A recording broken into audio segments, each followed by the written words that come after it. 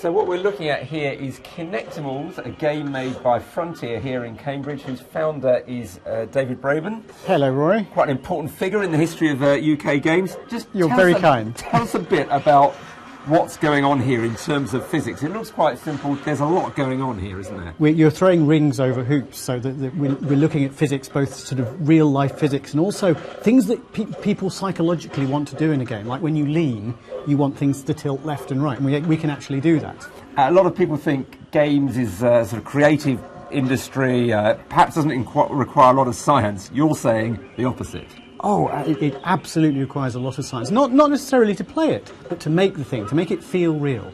People go, oh, that doesn't feel right. But making something feel right does need a lot of science, a lot of physics. Well, we're going to go into the other room and talk about that a bit more. Excellent. So here we are in one of your development offices. You've got over 200 staff, I think. That's right. What's going on here, for example?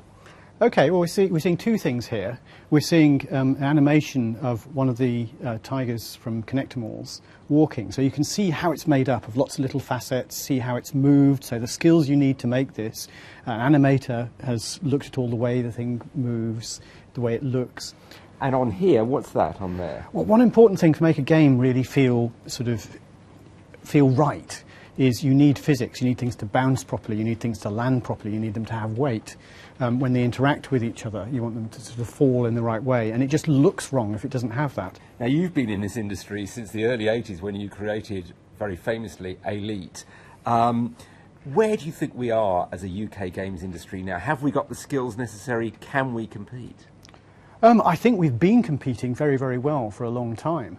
I think there is a problem in that the number of graduates coming from university has dramatically decreased, particularly in computer science. And that is a big problem. And there are a lot of things we can do to rectify that. I think ICT in schools has been one of the issues. I mean, if you go around the games industry around the world, you hear English, British accents. It's amazing, you know. But unfortunately, those are people who've gone to California, who've gone to Montreal, who've gone to Vancouver, you know. We need to keep a bit more of this going on here.